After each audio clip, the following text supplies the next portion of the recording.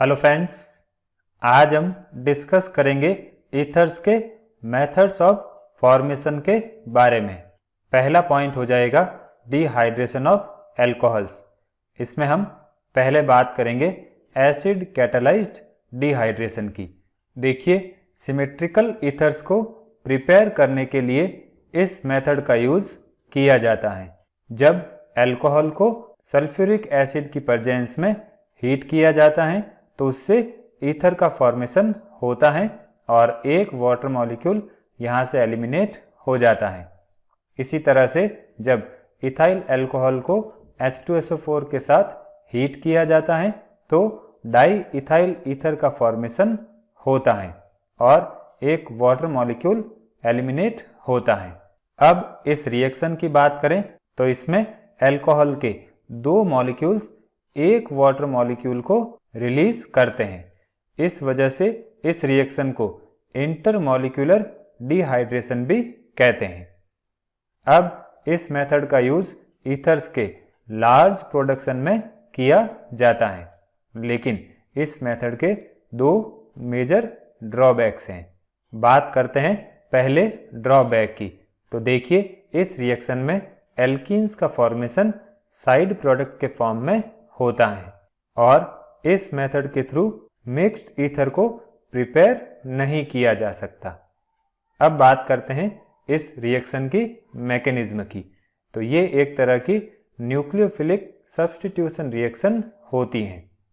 इसमें सबसे पहले अल्कोहल का प्रोटोनेशन होगा और उससे प्रोटोनेटेड अल्कोहल बनता है। फिर इसके बाद जो सेकेंड अल्कोहल मॉलिक्यूल है वो प्रोटोनेटेड अल्कोहल पर न्यूक्लियोफाइल की तरह अटैक करता है। देखिए, ये हो जाएगा प्रोटोनेटेड अल्कोहल और ये सेकेंड अल्कोहल मॉलिक्यूल न्यूक्लियोफाइल की तरह इस प्रोटोनेटेड अल्कोहल पर अटैक करता है, जिससे एक ट्रांजिशन स्टेट बनती है। अब यहाँ से जब एक वाटर मॉलिक्यूल रिलीज होगा तो प्रोटोनेटेड ईथर का फॉर्मेशन होगा और इस प्रोटोनेटेड ईथर से जब एक प्रोटॉन रिलीज होगा तो ईथर का फॉर्मेशन हो जाएगा।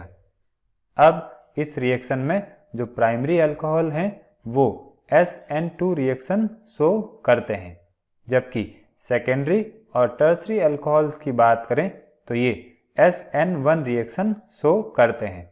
SN1 रिएक्शन में कार्बोकैटायन का फॉर्मेशन होता है। अब बात करते हैं कैटालाइटिक डिहाइड्रेशन की। तो देखिए, जब अल्कोहल को एल्यूमिना की प्रेजेंस में इस टेम्परेचर पर हीट करते हैं तो ईथर का फॉर्मेशन होता है। फिर नेक्स्ट पॉइंट हो जाएगा विलियमसन सिंथेसिस। देखिए, इस मेथड का यूज सिमेट्रिकल और अनसिमेट्रिकल ईथर्स के लेबोरेटरी प्रिपरेशन में किया जाता है। इसमें एल्काइल हैलाइड को जब सोडियम एल्कोक्साइड के साथ या सोडियम फिनॉक्साइड के साथ रिएक्ट करवाते हैं तो ईथर का फॉर्मेशन होता है। बात करते हैं इसकी मैकेनिज्म की। तो ये रिएक्शन SN2 रिएक्शन के थ्रू कंप्लीट होती हैं। देखिए, जब एल्कोक्साइड आयन इस एल्काइल हैलाइड मॉलिक्यूल पर अटैक करता है तो एक ट्रांजिशन स्टेट बनती है और इस ट्रांजिशन स्टेट से ईथर का फॉर्मेशन होता है। अब अगर यहाँ पर सोडियम एल्कोक्साइड का यूज करते हैं तो एल्कोक्साइड आयन बनता है और अगर सोडियम फिनॉक्साइड का यूज करते हैं तो उससे फिनॉक्साइड आयन बनता है। अब इस रिएक्शन की बात करें तो इसकी भी कुछ लिमिटेशंस हैं। पहली लिमिटेशन हो जाएगी अराइल हैलाइड की लो रिएक्टिविटी और दूसरी लिमिटेशन की बात करें तो अगर इस रिएक्शन को हायर टेम्परेचर पर करवाया जाए या एल्काइल हैलाइड हाईली ब्रांच्ड हो या एल्कोक्साइड की कंसंट्रेशन हाई हो तो उस केस में एलिमिनेशन रिएक्शन हो जाती है। फिर नेक्स्ट पॉइंट हो जाएगा फ्रॉम एल्कीन्स। इसमें पहला पॉइंट हो जाएगा direct addition of alcohols to alkenes in presence of acid as catalyst. देखिए, जब एल्कीन और एल्कोहल को सल्फ्यूरिक एसिड की प्रेजेंस में रिएक्ट करवाया जाता है तो 3-इथॉक्सी 2,2 डाईमिथाइल ब्यूटेन का फॉर्मेशन होता है। इस रिएक्शन का ये एक नॉर्मल प्रोडक्ट होता है, लेकिन इस कंपाउंड में रीअरेंजमेंट होता है और रीअरेंजमेंट के थ्रू 2-इथॉक्सी 2,3 डाई मिथाइल ब्यूटेन का फॉर्मेशन भी होता है।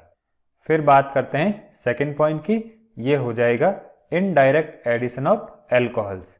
इसको हम एल्कोक्सी मर्क्यूरेशन रिडक्शन रिएक्शन भी कहते हैं।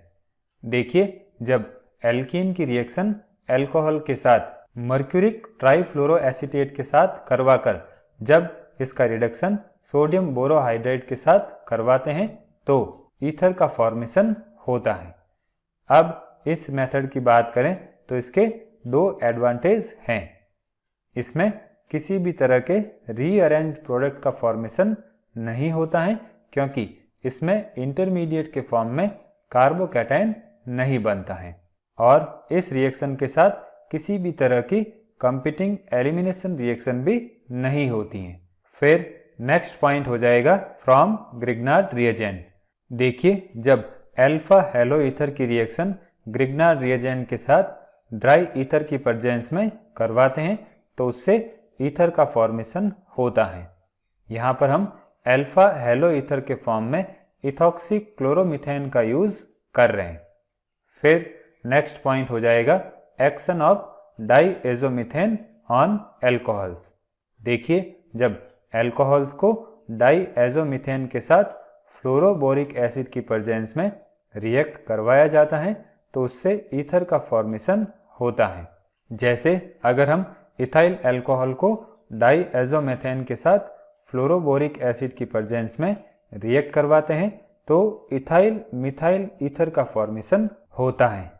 फिर नेक्स्ट पॉइंट हो जाएगा heating alkyl halide with dry silver oxide. देखिए, इस मेथड की बात करें तो ये सिर्फ सिमेट्रिकल ईथर्स की प्रिपरेशन के लिए यूजफुल होता है। जब एल्काइल हैलाइड को सिल्वर ऑक्साइड के साथ हीट करते हैं तो ईथर का फॉर्मेशन होता है। जैसे अगर हम इथाइल आयोडाइड को सिल्वर ऑक्साइड के साथ हीट करते हैं तो डाई इथाइल ईथर का फॉर्मेशन होता है।